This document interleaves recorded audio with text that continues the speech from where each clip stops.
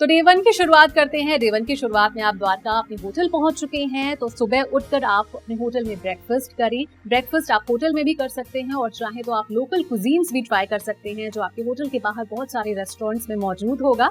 Breakfast करने के बाद हम पहली लोकेशन के लिए रवाना होते हैं, जो कि है Swami Narayan temple. Swami Narayan temple Dwarkadhish temple से 1 किलोमीटर की दूरी पर है। ये टेम्पल बहुत ही भव्य है, बहुत ही विशाल है और प्रसिद्ध टेम्पल्स में से एक माना जाता है। यहाँ पर सारे देवी देवताओं की मूर्तियां स्थापित की गई हैं, लेकिन मेन आइडल, जो मेन मूर्ति है, मुख्य मूर्ति, वो भगवान स्वामी नारायण की है, जो कि भगवान विष्णु के अवतार माने जाते हैं। ये मंदिर बहुत ही खूबसूरत है, इसका निर्माण भी बहुत अलग तरीके से किया गया है। पूरे मंदिर को संगमरमर से बनाया गया है, जिसकी वजह से पूरा मंदिर एकदम सफेद दिखता है। इस मंदिर के चारों तरफ एक ब्यूटीफुल गार्डन है, जो कि वहाँ की कामनेस को, वहाँ की सेरेनिटी को और ज्यादा बढ़ा देता है। तो आप जब वहाँ पर प्रवेश करते हैं मंदिर में और मंदिर के कैंपस में, तो आपको बहुत ही डिवाइन फीलिंग आती है। सुबह 5 बजे से शाम के 9 बजे तक ये मंदिर लोगों के लिए खुला है। तो स्वामी नारायण टेम्पल के दर्शन करने के बाद हम आपको आपकी सेकेंड लोकेशन पर लेकर चलते हैं, जो कि है भाड़केश्वर महादेव मंदिर। लगभग 5000 साल पहले ये शिवलिंग अपने आप प्रकट हुआ था, जिसे आज हम भाड़केश्वर महादेव मंदिर के नाम से जानते हैं।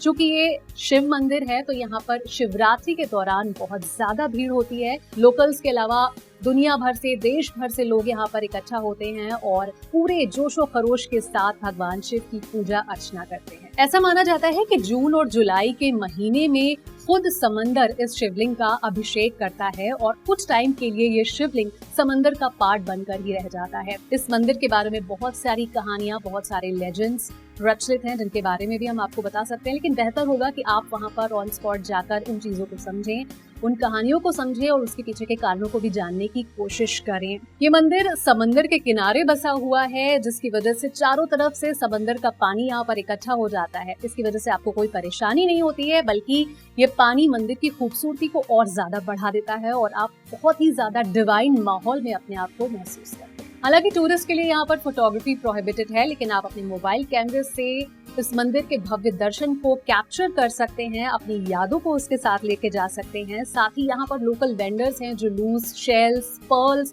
और बहुत तरीके के स्टोन्स वहाँ पर बेचते हैं और ये काफी रीजनेबल प्राइस पे मिलते हैं, तो आप सुविधास के तौर पर इन्हें भी खरीद सकते हैं। डे 2 की शुरुआत करते हैं और आपको ले चलते हैं बहुत ही इम्पोर्टेंट डेस्टिनेशन पर। द्वारका से 30 किलोमीटर की दूरी पर स्थित है बेट द्वारका। एक छोटा सा आइलैंड है और इस आइलैंड के बारे में बहुत सी कहानियां भी मशहूर हैं। ऐसा माना जाता है जब श्री कृष्ण द्वारका पर राजा के रूप में राज कर रहे थे, तो उनका घर यहीं पर था और ऐसे भी मान्यता है कि उनके बहुत ही इम्पोर्टेंट दोस्त सुदामा ने उनको ये गिफ्ट के तौर पर, एक तोहफे के तौर पर दिया था। क्योंकि अगर बेट द्वारका की लिटरल मीनिंग पर अगर आप जाएं, तो बेट का मतलब होता है गिफ्ट, यानी कि तोहफा। तो सुदामा के द्वारा दिया हुआ श्री कृष्ण को ये अद्भुत तोहफा था, जिसे आज हम बेट द्वारका के रूप में जानते हैं। चलिए अब आपको बताते हैं कि बेट द्वारका तक आप कैसे पहुँच सकते हैं। अगर आप द्वारका में ठहरे हैं, तो द्वारका बस स्टॉप पर आप पहुँच जाएं और उसके बाद बस, टैक्सी, ऑटो, इन किसी भी मीडियम ऑफ ट्रांसपोर्ट को आप ले सकते हैं और वहां पर पहुंच सकते हैं ओखा की ओर। ओखा एक जेटी है जहां से आपको फेरी लेनी होगी और वो फेरी आपको पहुंचाती है बेट द्वारका। ओखा से बेट द्वारका तक पहुंचने में आपको मात्र 15 मिनट लगते हैं। हालांकि शाम के वक्त यहाँ पर फेरीज कम होती हैं, तो आप अवॉइड करें कि आप शाम के वक्त यहाँ पर ना जाएं। लौटते वक्त वहाँ पर एक बहुत ही फेमस द्वारकाधीश मार्केट है, जहाँ पर बहुत ही यूटिलिटी आइटम्स और सुवेनियर्स अवेलेबल होते हैं, तो आप शॉपिंग के मजे भी ले सकते हैं। बेट आइलैंड को शंखोदर आइलैंड के नाम से भी जाना जाता है, क्योंकि यहाँ पर बहुत बड़ी संख्या में शंख मौजूद हैं, जिसकी वजह से इसका नाम शंखोदर आइलैंड पड़ा है। ये आइलैंड बहुत ही पीसफुल है, बहुत ही काम है। तो अगर आप सिटी की शोर भरी जिंदगी से, हसल बसल से दूर एक शांत वातावरण चाहते हैं, रिलैक्स करना चाहते हैं, तो ये आइलैंड बहुत ही ब्यूटीफुल है। यहाँ के बीचेस इतने काम है कि यहाँ से जाने का वापस आपको मन नहीं करेगा और यहाँ पर कई सारे बीच क्रूजेस भी ऑर्गेनाइज किए जाते हैं। तो अगर आप क्रूज पर जाना चाहते हैं, आइलैंड की जो लाइफ है वो जीना चाहते हैं, तो इन क्रूजेस पर आप जा सकते हैं और आइलैंड का मजा ले सकते हैं, आइलैंड की लाइफ का मजा ले सकते हैं। साथ ही यहाँ पर एक मरीन सैंक्चुरी भी है, तो अगर आप कोरल रीफ्स देखना चाहते हैं, समुद्री जीव जंतुओं को देखना चाहते हैं, डॉल्फिन्स हैं, क्रैब्स हैं, इन तमाम जानवरों को, इन तमाम सी एनिमल्स को आप देख सकते हैं इस मरीन सैंक्चुरी में। ये एक्सपीरियंस अपने आप में बहुत ही अद्भुत होता है, बहुत ही शानदार होता है, जो हमेशा आपके साथ आपकी यादों के जरिए जिंदा रहता है। इस आइलैंड में बहुत ही शांत एनवायरनमेंट है, बहुत ही शांत एटमॉस्फेयर है। इस वजह से ये मेडिटेशन के लिए बहुत अच्छी जगह हो जाता है। तो अगर आप मेडिटेट करना चाहते हैं तो इस आइलैंड में ज़्यादा वक्त बिता सकते हैं। यहाँ पर बहुत सारी एक्टिविटीज़ भी होती हैं, like bird watching, kite flying, polo. इन तमाम एक्टिविटीज़ में भी आप इन्वॉल्व हो सकते हैं और खूब इंजॉय कर सकते हैं। हालांकि जब आप इस आइलैंड पे हैं तो कुछ खास बातों का आपको जरूर ध्यान रखना है, क्योंकि यहाँ पर इलेक्ट्रिसिटी और मोबाइल नेटवर्क के कुछ इश्यूज हो सकते हैं, तो आप उसके लिए तैयारी कर जरूर जाएं। बेट द्वारका से आगे बढ़ते हैं और चलते हैं अपनी नेक्स्ट लोकेशन की ओर, जो कि है नागेश्वर ज्योतिर्लिंग। ज्योतिर्लिंग भारत में हिंदुओं के लिए बहुत इंपॉर्टेंट माने जाते हैं। कुल 12 ज्योतिर्लिंग हैं इंडिया में, और उन्हीं में से एक है नागेश्वर ज्योतिर्लिंग, जिन्हें स्वयंभू ज्योतिर्लिंग भी माना जाता है। यानी कि ये इनकी उत्पत्ति अपने आप हुई, स्वयंभू इसीलिए इन्हें कहा जाता है। तो ये बहुत इंपॉर्टेंट, बहुत ही रिलीजियस और सीक्रेट प्लेस है, जहाँ पर देश ही नहीं दुनिया के लोग, तमाम लोग यहाँ पर आते हैं और दर्शन करते हैं। इस मंदिर की खास बात ये है कि यहाँ पर शिव जी की बहुत ही विशाल, बहुत ही मैग्निफिसेंट स्टैचू लगाई गई है, और ये प्रतिमा इतनी ऊंची है कि इसे आप 3 किलोमीटर दूरी से भी देख सकते हैं। करीब 125 फीट ऊंची है ये शिव जी की स्टैचू और 25 फीट चौड़ी है। तो बहुत ही मैग्निफिसेंट लगता है पूरा स्ट्रक्चर, जिसे आप देखते ही एकदम स्पीचलेस हो जाते हैं, स्पेलबाउंड हो जाते हैं, और जो भी डिवाइन और काम माहौल है उसमें कहीं ना कहीं खो जाते हैं। मंदिर में जैसे ही आप प्रवेश करते हैं तो उससे पहले एक सभागार बनाया गया है, जहाँ पर प्रसाद वितरण की बहुत सी छोटी छोटी दुकानें हैं। तो वहां से आप जो पूजन सामग्री है वो ले सकते हैं, प्रसाद ग्रहण कर सकते हैं और अंदर मंदिर में प्रवेश कर अपने आराध्य की पूजा अर्चना कर सकते हैं। बहुत ही शांत माहौल होता है वहां पर, एक अलग ही डिवाइन फीलिंग आती है, और आप उसे जरूर एक्सपीरियंस करें, जाएं वहां पर। मंदिर की टाइमिंग के बारे में भी हम आपको बता देते हैं। सुबह 5 बजे आरती के साथ ये मंदिर खुलता है। हालांकि भक्तों के लिए इसे 6 बजे खोला जाता है। 4 बजे यहाँ पर भक्तों के लिए श्रृंगार दर्शन का कार्यक्रम आयोजित होता है, तो इसे भी आप देख सकते हैं किस तरीके से उनका श्रृंगार किया जा रहा है, और फिर रात के 9 बजे इस मंदिर को बंद कर दिया जाता है। हालांकि जब त्योहारों का समय होता है, फेस्टिवल्स ऑर्गेनाइज होते हैं, तो मंदिर काफी देर तक खुला रहता है, क्योंकि वहां पर लाखों की संख्या में डेवोटीज मौजूद होते हैं और उनकी कन्वीनियंस के लिए उसे काफी देर तक खोला जाता है। नागेश्वर ज्योतिर्लिंग के बारे में एक खास फीचर और भी है कि ये 12 ज्योतिर्लिंगों में सबसे पहला ज्योतिर्लिंग माना जाता है। शिव पुराण के अनुसार ये भारत का सबसे पुराना मंदिर भी है। तो बहुत सारी मान्यताएं इस ज्योतिर्लिंग के बारे में हैं। ऐसा भी कहते हैं जब आप इस ज्योतिर्लिंग का दर्शन करते हैं, वहां पर मौजूद होते हैं, तो दुनिया की तमाम नेगेटिविटी से, पॉइजन से ये आपको दूर कर देता है और आपको बहुत ही डिवाइन, सीरीन और काम फीलिंग होती है। चूंकि ये शिव जी का ज्योतिर्लिंग है, इसलिए सबसे इम्पोर्टेंट फेस्टिवल होता है यहाँ पर महाशिवरात्रि। भव्य आयोजन होता है इस ज्योतिर्लिंग और टेम्पल के बाहर यहाँ पर श्रृंगार किया जाता है, बहुत अच्छा डेकोरेशन होता है। तो अगर आप अपनी ट्रिप महाशिवरात्रि के दौरान प्लान करते हैं तो आप एक अलग ही आयोजन का हिस्सा बन सकते हैं। इसके अलावा भी यहाँ पर बहुत सारे फेस्टिवल सेलिब्रेट किए जाते हैं, लेकिन महाशिवरात्रि सबसे इम्पोर्टेंट फेस्टिवल। अगर आप द्वारका में अपनी विजिट प्लान करते हैं तो इन तमाम मंदिरों के दर्शन के बाद अगर आप द्वारकाधीश मंदिर के दर्शन नहीं करते हैं तो आपकी ट्रिप शायद इनकम्प्लीट मानी जाएगी। तो डे 3 की शुरुआत करते हैं वर्ल्ड फेमस द्वारकाधीश टेम्पल से, जहां पर दुनिया के कोने कोने से लोग इकट्ठा होते हैं। द्वारकाधीश टेम्पल गोमती नदी के तट पर बना है। गोमती नदी गंगा नदी की ही एक उपनदी मानी जाती है। ये भी माना जाता है कि गोमती नदी यहीं पर अरब सागर से मिलती है। अगर इस मंदिर के स्ट्रक्चर की बात करें तो बहुत ही अद्भुत स्ट्रक्चर है इस मंदिर का, जिसमें 5 मंजिला इमारत खड़ी की गई है, 72 पिलर्स हैं और इसका आर्किटेक्चर बहुत ही खूबसूरत है। इंडियन टेम्पल आर्किटेक्चर का एक बेजोड़ नमूना माना जाता है। मंदिर की चोटी पर एक फ्लैग यानी एक पताका हमेशा मौजूद रहती है, जिसे दिन में 5 बार बदला जाता है, जो कि सूर्य और चंद्रमा को डिनोट करती है।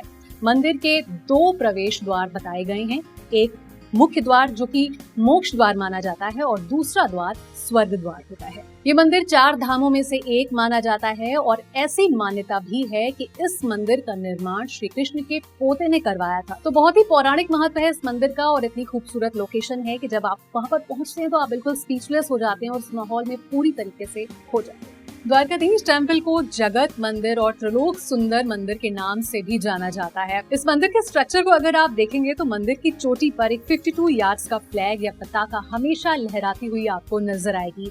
इस फ्लैग को दिन में 5 बार चेंज किया जाता है, 3 बार सुबह और 2 बार शाम को। इस फ्लैग की अगर डिजाइन पर आप गौर करें तो इसमें सन और मून दिखाए गए हैं और ऐसी मान्यता है कि जब तक इस फ्लैग पर, इस मंदिर पर सूर्य और चंद्रमा का वास रहेगा, श्री कृष्ण भी इस मंदिर में विराजमान रहेंगे। और यही वजह है कि इस वजह से इसे दिन में 5 बार चेंज किया जाता है। द्वारकाधीश टेम्पल जाने के लिए आपको बहुत सारे साधन मिल जाएंगे। द्वारका स्टेशन से या बस डिपो से आप वहां से बस ले सकते हैं, कैब्स और टैक्सीज ले सकते हैं, ऑटो से भी वहां पर पहुंच सकते हैं। अब बताते हैं कि आपको मंदिर में आरती की क्या टाइमिंग है, ताकि अपना जो आप ट्रैवल प्लान करें, ट्रिप प्लान करें, और अगर आप आरती में शामिल होना चाहते हैं तो उसके अकॉर्डिंग आप अपनी ट्रिप प्लान कर सकते हैं। सुबह 2 बार आरती का आयोजन किया जाता है, सुबह 7 बजे और फिर 10:30 बजे, और शाम के वक्त 7:30 और 8:30 पर इन आरतियों का आयोजन होता है। तो अगर आप संध्या आरती में या सुबह की आरती में शामिल होना चाहते हैं तो अपनी ट्रिप उसी अकॉर्डिंग प्लान कर सकते हैं। अगर आप द्वारकाधीश टेम्पल के दर्शन करने के लिए जाते हैं तो वहां पर कुछ ही दूरी पर स्थित है गोमती घाट। गोमती घाट के दर्शन करना ना भूलें,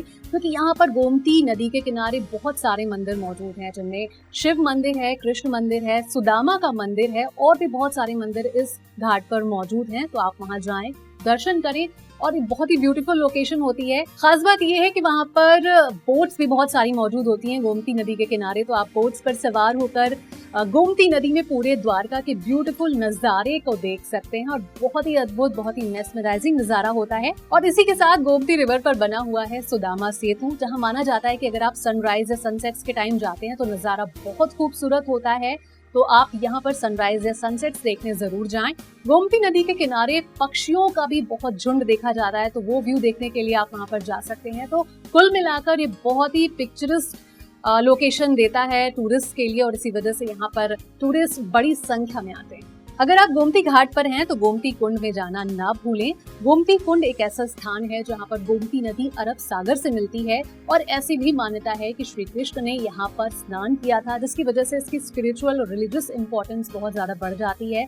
ऐसा मानते हैं कि अगर आप वहाँ पर स्नान करते हैं तो आप भगवान के दर्शन कर लेते हैं, और बहुत ही पायस और बहुत ही पवित्र फीलिंग आपके मन में आती है, और आपको बहुत शांति प्रदान करता है। इसी के साथ गोमती नदी के किनारे अगर आप कैमल राइडिंग करना चाहते हैं तो वो फैसिलिटीज भी वहाँ पर अवेलेबल हैं। आप कैमल राइड के लिए जा सकते हैं, लेकिन ये ध्यान रखें कि आप नेसेसरी प्रिकॉशंस जरूर लें, क्योंकि सीनियर सिटीजन्स के लिए हम बताते रहते हैं कि आप प्रिकॉशंस लें, ताकि आपके जो मोमेंट्स हैं वो इंजॉयबल हों और आप डिस्ट्रेस से दूर रहें, आप किसी ट्रबल से दूर रहें। तो आप जरूर मस्ती करें, इंजॉय करें, लेकिन नेसेसरी प्रिकॉशंस का हमेशा ध्यान रखें। तो अगर आप द्वारकाधीश टेम्पल से गोमती घाट जाना चाहते हैं तो वहाँ पर सीढ़ी का सफर आपको तय करना होगा। 56 स्टेप्स ऑफ स्टेयर आप क्रॉस कर वहाँ पर डायरेक्टली पहुँच सकते हैं। हालांकि सीनियर सिटीजन्स के लिए ये थोड़ा प्रॉब्लमैटिक हो सकता है, तो आप वाटर बॉटल साथ में ले जा सकते हैं। साथ ही अगर आपको चढ़ने में उतरने में दिक्कत है तो थोड़ा प्रिकॉशंस लें, और जो भी नेसेसरी आइटम्स हैं आप उन्हें साथ में लेकर जाएं। लेकिन अगर आप द्वारका से गोमती घाट डायरेक्टली आना चाहते हैं तो 3 किलोमीटर का ये रास्ता है, और द्वारका बस स्टेशन से, रेलवे स्टेशन से आप वहाँ पर पहुँच सकते हैं। तमाम मीन्स ऑफ ट्रांसपोर्ट है जिनका इस्तेमाल आप कर सकते हैं, और आसानी से वहाँ पर पहुँचा जा सकता है। तो आज हमने आपको वर्ल्ड फेमस द्वारका की ट्रैवल ट्रिप कैसे प्लान करना है उसके बारे में बताया। यहाँ पर बहुत से खूबसूरत सेक्रेड और रिलीजियस स्पिरिचुअल डेस्टिनेशंस हैं जिनके बारे में हमने आपको जानकारी दी। बहुत अच्छा होता है अगर आप जिन जगहों को विजिट करने जा रहे हैं उनके बारे में थोड़ी सी जानकारी आप पहले से ले लें, और उसके बाद जो भी आप क्यूरियोसिटीज़ हैं, जो भी क्वेश्चंस हैं, वहाँ जाकर आप पूरे कर सकते हैं। क्या क्या प्लानिंग करनी है आपको, आपके लगेज में आपको क्या क्या रखना है, उन चीज़ों के बारे में बताया। ट्रांसपोर्ट क्या क्या यूज़ कर सकते हैं आप, फ्लाइट से कैसे आ सकते हैं, रेलवे से कैसे आ सकते हैं, इन तमाम चीज़ों के बारे में बताया जिसे आप ध्यान देने की ज़रूरत है। तो अपनी ज़रूरत का सारा सामान ले जाना ना भूलें।